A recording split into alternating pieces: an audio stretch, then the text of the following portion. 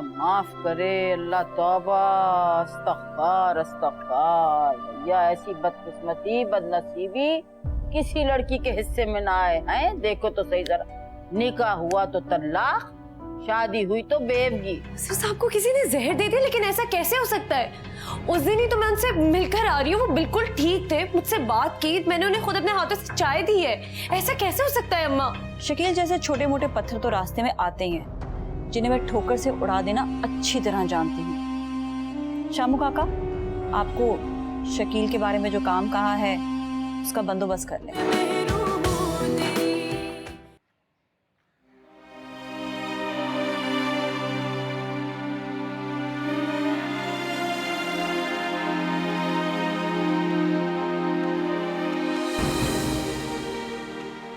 सुनो लड़की,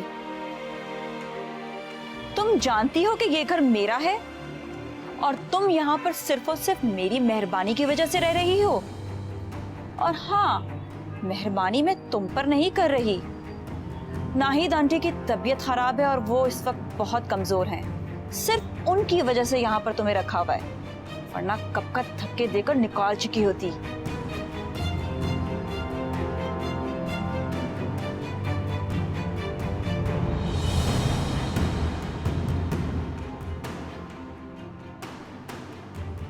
ये घर नाहिद आंटी का है।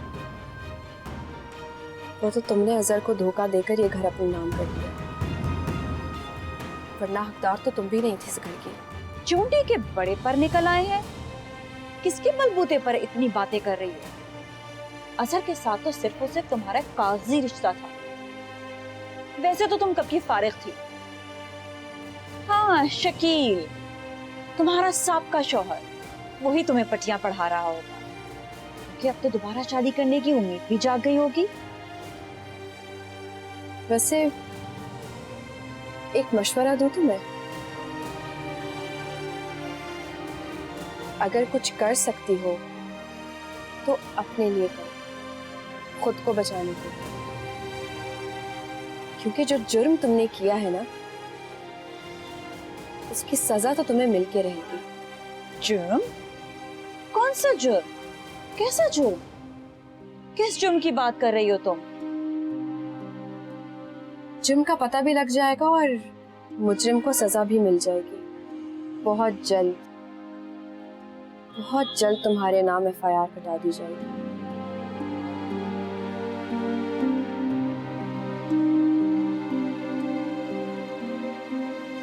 लड़की का भी बंदोबस्त करना होगा। शामू काका, शामू काका।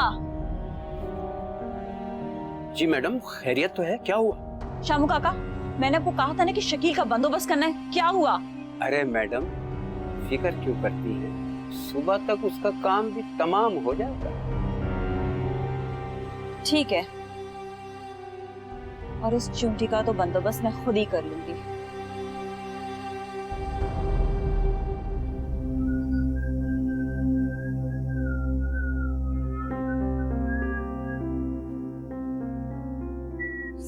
अबे यार,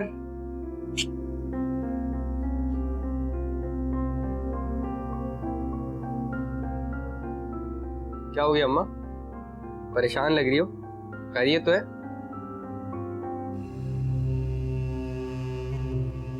हाँ बेटा, खैरियत है। गुलशन की वजह से परेशान। तुम्हें तो पता है, अपना ख्याल नहीं रखती। क्यों? अब क्या हो गया उस ड्रामेबाज को? शर्म नहीं आती बड़ी बहन को ड्रामाबाज कहते हुए? वो ड्रामेबाज ही है अम्मा, तुम्हें पता नहीं क्यों समझ में नहीं आता। साथ गुलशन की वाकई में तबीयत खराब है, अपना पेट पकड़े बैठी है, न जाने क्या हो गया है। चलो डॉक्टर के पास उसे लेके चलते हैं। लो भाई, एक और ड्रामा शुरू हो गया।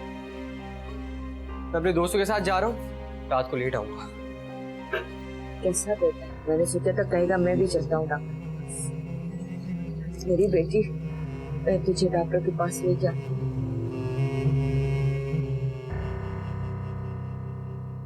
नहीं बुआ, उस औरत ने मेरे अजहर को मारा है, किसी सूरत नहीं माफ कर सकती मैं उसे। बहू बेगम, आग तो मेरे सीने में भी लगी हुई है। जी तो चाहता है मैं उस औरत की गर्दन मरोड़ दूं। लेकिन क्या करें, हम 3 कमजोर औरतें हैं, कुछ कर भी तो नहीं सकती। मैं कमजोर नहीं हूँ बुआ, और ना ही अपने आप को कमजोर समझती हूँ। ये जो आग मेरे सीने में लगी हुई है ना, ये तब तक नहीं बुझेगी जब तक उसको उसके किए की सजा नहीं मिलती। नहीं बहू बेगम, हम जवेरिया को सजा नहीं दिलवा सकते। अगर हमने ऐसा किया तो वो हम सबका जीना दोभर कर देगी, हम सबको इस घर से निकाल देगी, फिर हम कहाँ जाएंगे? आप डर गई हैं उससे? हाँ बेटा, हम कमजोर निहत्ते कैसे उसका मुकाबला कर सकते? अगर अब ऐसा नहीं होगा, एक कमजोर, बेबस और नियत इंसान को जो जज्बा ताकतवर बनाती है ना, वो एक अपने की जुदाई है, अपने की मौत, अपने का दुख। और बुआ अगर एक चूंटी को भी अपने पांव तले दबा दिया जाए ना, तो वो भी काटने लग जाती है। और जवेरिया ने क्या कहा था मुझे? तुम्हें चूंटी की तरह अपने पांव तले दबा दूंगी।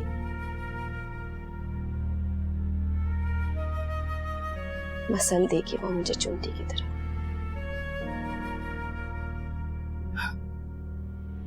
मैं भी देखूंगी कि कौन किसको मसलता है, और अगर उसको उसके किए की सजा नहीं दी ना मैंने, तो मेरा नाम भी मेहरू नहीं। बेगम साहिबा,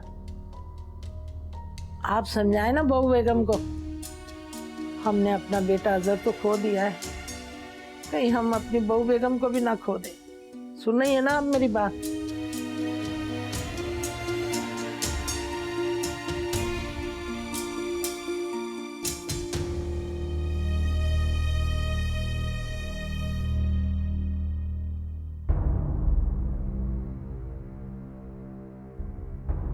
उठो गुलशन, चलो। अम्मा मैंने कहीं नहीं जाना। देखो, सुबह से उल्टियां कर रही है, खाया पिया हजम नहीं हो रहा, फिर भी कह रही हो डॉक्टर के पास नहीं जाना। उठो। देखो गुलशन, मुझे सख्ती पर मजबूर न करो। उठो, शाबाश, चलो डॉक्टर के पास चलो। अम्मा मैं खुद दवाइयाँ खा रही हूँ ना, ठीक हो जाऊंगी। गुलशन, तुम इस तरह ठीक नहीं हो सकती। उठो, चलो, शाबाश, उठो, डॉक्टर के पास चलो। क्यों इनकार कर रही? चलो शाबाश, चलो, चलो, उठो, आओ।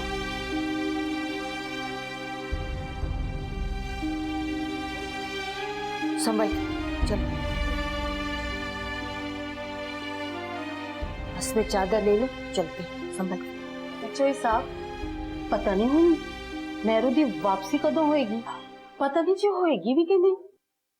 क्यों नहीं होगी? क्या वो अपने ससुराल में रहेगी? हाय, रह भी तो सकती है ना। पता है, कह रही सी कि उरी सास की तबीयत बहुत खराब है, तो उन्होंने कलियां छड़ के नहीं आ सकती ना। देखो, मेरा तो ख्याल है कि उसे ऐसा नहीं करना चाहिए, खास तौर पे इतनी अच्छी नौकरी छोड़ के। तो अंते पता ही है ना साडे घरां दा रिवाज, बेवा बेचारियां किन्नियां तकलीफां उठानियां पैनियां, लेकिन अब तुहानू की पता, छड्डो रहन दो तुसी ते। शमा, तुम फोन करके पता करो, शायद वो आना चाहती हो। हाँ, तुसी भी ठीक किया, शुक्र है कदी ते चंगी गल कीती है, नहीं ते हमेशा ही। शुक्र किया था, इतनी मुश्किल से तो जान छूटी थी उस चुड़ैल से, हुण फिर आ गई तो। पीनो ए जरा मेरा मोबाइल ते लेके छेती जा मुंह दा देखिया कर खड़ी हो। हलिया दे मैनू।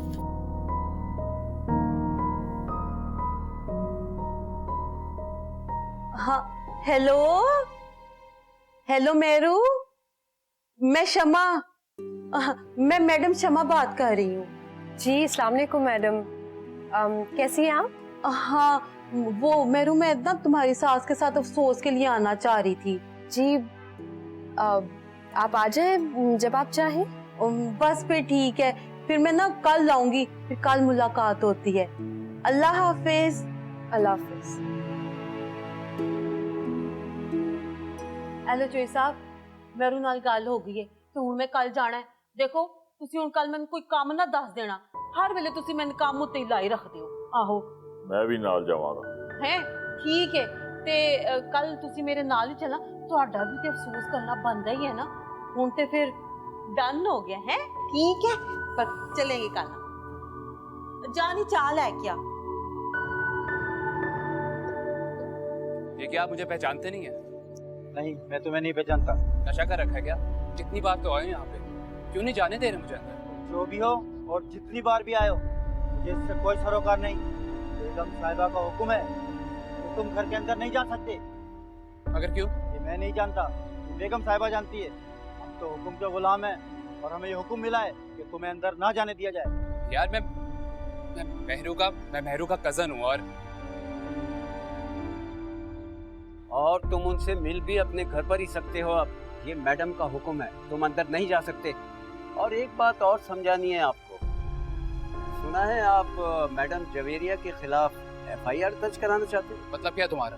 ये ख्याल अपने दिल से निकाल दो बरखुरदार, वरना पछताओगे। अगर तुम्हारी मैडम ने कोई जुर्म किया ना, तो उसकी सजा उसे जरूर मिलेगी। अपनी बकवास बंद करो, अपनी औकात में रहो। हमारे घर में खड़ा होकर हमें धमकाता है। तुम अपनी बकवास बंद रखो, औकात देखो अपनी।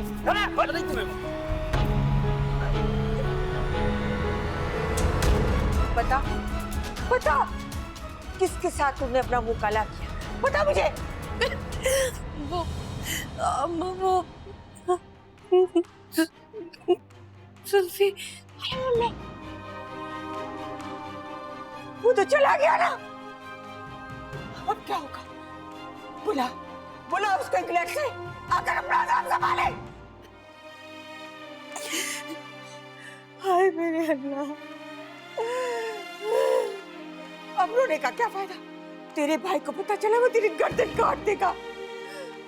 या अल्लाह, इस लड़की ने भी मुझे कुछ नहीं बताया। अल्लाह, मैं कैसे कैसे मंसूबे बना रही थी इसके लिए, और ये लड़की। मैंने तो सोचा था इसकी शादी शकील के साथ करूंगी, लेकिन इसने तो हाय अल्लाह, मैं किसको कैसा मुंह दिखाऊंगी दुनिया को। शकील,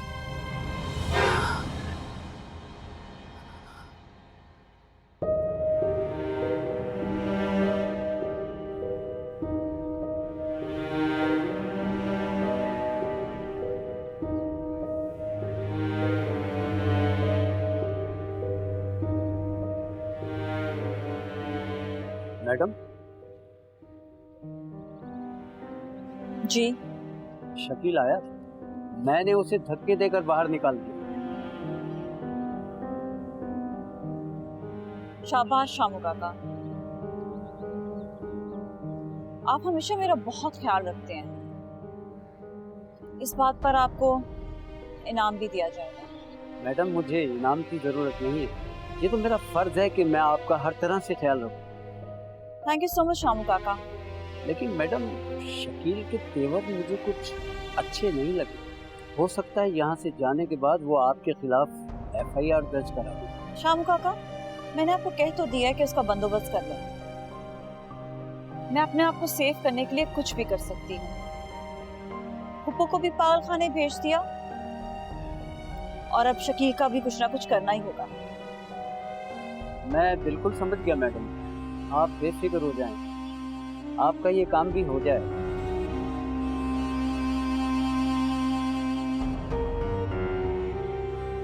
मगर कैसे कैसे मुमकिन है गुलशन? उन्हें मालूम हो गया तो? कैसे मालूम होगा जब मैं कुछ बताऊंगी ही नहीं? अरे तुम बताओ ना बताओ, ये बातें छुपने वाली नहीं।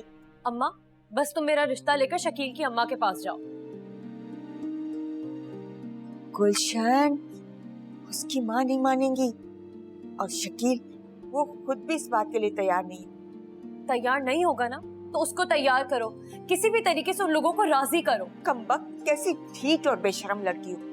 तुम खुद जाओ जवेरिया मैडम के पास और उन्हें बताओ ये बातें, ताकि जुल्फी को वापस बुला ले। वो जवेरिया मैडम, उन्हें मालूम हो गया ना तो वो मुझे ही जान से मार देंगी, और वैसे भी वो जुल्फी पर अंधा एतमाद करती है, और जुल्फी इस बात से मुकर गया तो फिर मैं कैसे अपनी बात पर यकीन दिलाऊंगी उन्हें?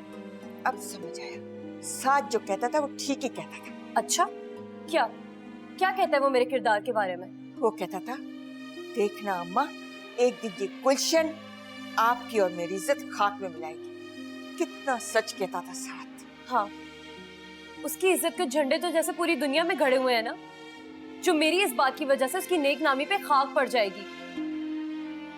तुम बहुत ज्यादती कर रही हो अम्मा। अगर मेरा भाई आज कमाता होता या कम से कम अपनी ख्वाहिशात को पूरी कर लेता तो आज मुझे बातें सुनने को नहीं मिलती। सिर्फ तुम्हारी और साथ की बढ़ती हुई ख्वाहिशात के लिए मैंने अपना आप खो दिया। मेरे कदम बुराई की तरफ बढ़ते चले गए और फिर कभी रुके ही नहीं। सिर्फ और सिर्फ तुम्हारी और साथ की खातिर मैंने क्या कुछ नहीं किया। मैंने हर जायज नाजायज तरीके से पैसे कमाने को अपना फर्ज समझा। फिर उस फर्ज को पूरा करते करते मैं बाकी सब हकूक भूल गई। मैंने खुद को तबाह कर लिया।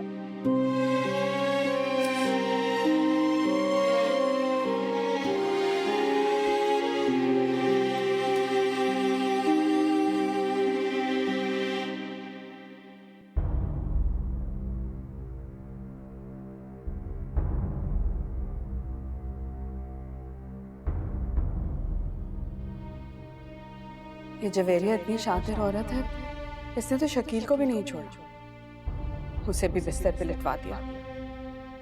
और मेरी मेहरू वो उसके खिलाफ जाने की कोशिश कर रही है।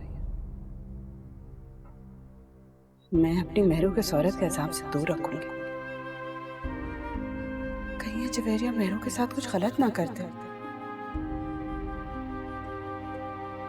मुझे मेहरू से बात करनी होगी।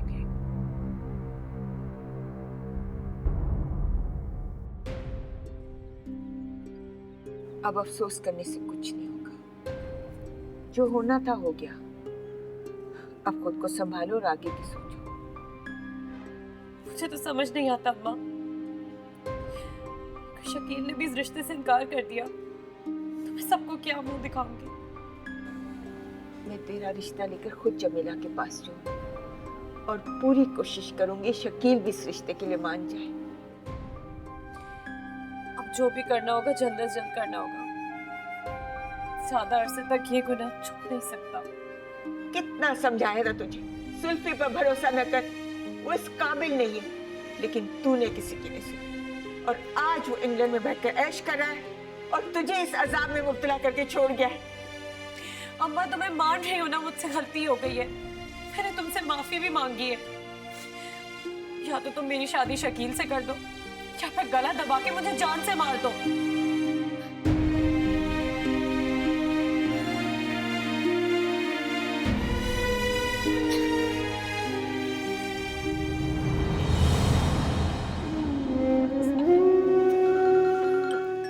बस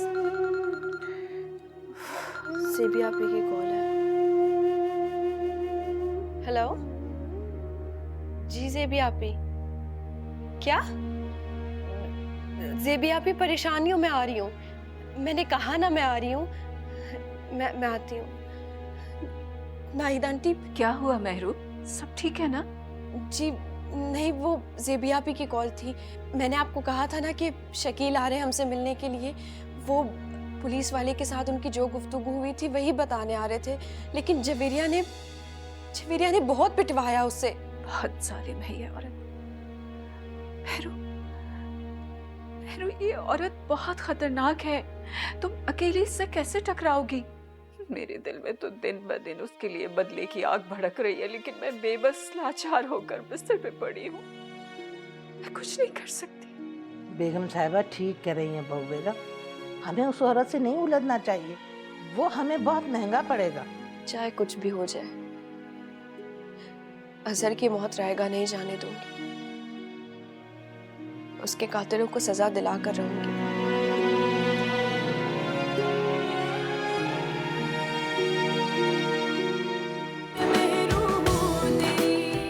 वैसे चौधरी साहब, आपने अपनी बेगम की ग्रूमिंग के लिए बहुत ही गलत लड़की का इंतखाब किया, जो अपने मसाइल खुद सॉल्व नहीं कर सकी, वो किसी के मसले क्या सॉल्व करेगी? अम्मा शकील। अरे शकील जख्मी हालत में पड़ा है, उसे क्या शादी की सोच आएगी? और जमीला वो बहुत गुस्से में, वो शादी का नाम भी नहीं लेगी। अम्मा तुम ना बहुत बेवकूफ हो। अरे यही तो सही वक्त है चोट लगाने का। जमीला खाला वैसे भी मेहरू की मुखालफत में तिनका बराबर भी कुछ बर्दाश्त नहीं कर सकती हैं, तो हम इसी मौके का फायदा उठाते हैं ना।